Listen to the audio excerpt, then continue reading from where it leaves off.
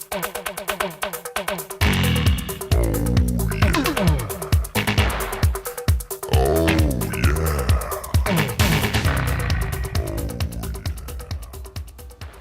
Dog Pound, the breakout player of the year last year. Last year he had one heck of a breakout draft. Cam Newton last year, Rob Gronkowski last year, he had Wes Welker going into the year. He was set last year. This year he even improved it off the bat the first couple rounds, but then he just fell off the face of the earth. Going in with Drew Brees and Cam Newton, Marshawn Lynch, I like those three keepers. There's just nothing to be said about those three. Took an overhyped Trent Richardson in the first round, but you know what? If it's the three-keeper league, it's ideally the fourth round. I think that's a good pick. But he absolutely snaked Maurice Jones-Drew in the second round by trading his pick to Double Diamond 2, accepted it, and you know what? Going in with Lynch and Trent Richardson and MJD, that sounds pretty sweet to me. But then, you know, after a couple of good picks, the seventh round, you started falling, buddy. You started falling. And then, you know, I know you took a defensive starter in the 11th round, but you took Dontari Poe. I hate that pick. And not only do I hate that pick, you started taking defenders before the 10th round in round 9, which you know what could be good, but you took Roman Harper in round 9. Look, I'm no fantasy expert. Oh wait, yes I am. But I think Roman Harper would have been there after round 9. But you took 5 defensive players in a row. What was going through your mind? And then shortly after that, you decided to have an almighty good pick, and you took Steve Breston. Oh God, I didn't see that one coming. Then you decided to be Mr. Cool, and you took Justin Smith, defensive end 49ers, in a 3-4 system in the 18th round.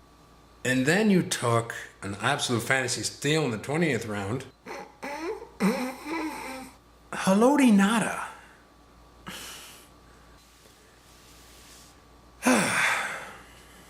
Wasn't all bad. You got Michael Bush in the 16th round. I like that pick. That's a steal.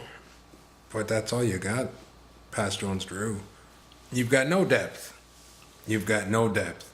Quarterbacks, you know what? I'd be a fool to say I didn't love them because Drew Brees, Cam Newton every week, viable duo. Ryan Fitzpatrick as a backup, you know what? All power to you. As a backup, I love that.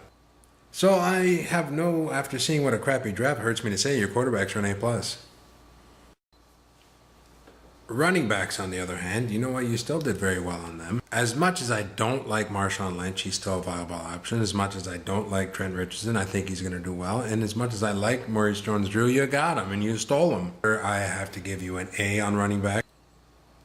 Wide receivers, you got Steve Smith, Carolina in the 3rd round, and Marcus Colson, Saints in the 4th round. I like those 2 picks. I'm not going to lie to you, but they're not upper echelon guys anymore. Steve Smith rocked last year, no reason why he can't do it this year. Marcus Colson gives you about 65, 70 catches, you know, 1,100 yards and about 5, 6 touchdowns. So you got 2 viable starters. Other than that, your wide receivers are toilet. I'm not exactly sure what you're going to get at a Doug Baldwin this year. Jacoby Ford and that absolute steal of a pick in Steve Breston.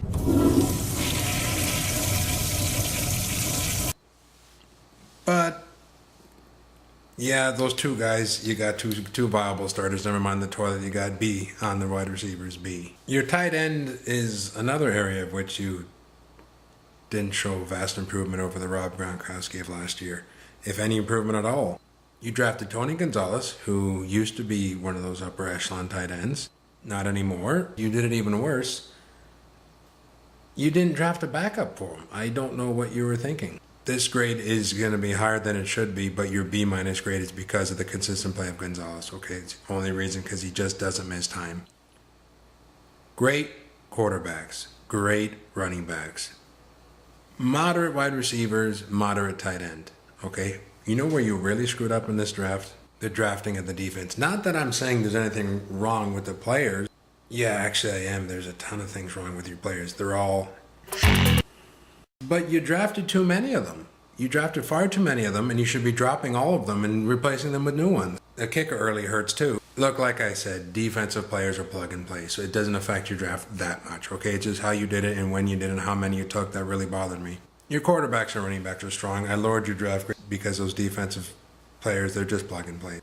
Final team grade, B-.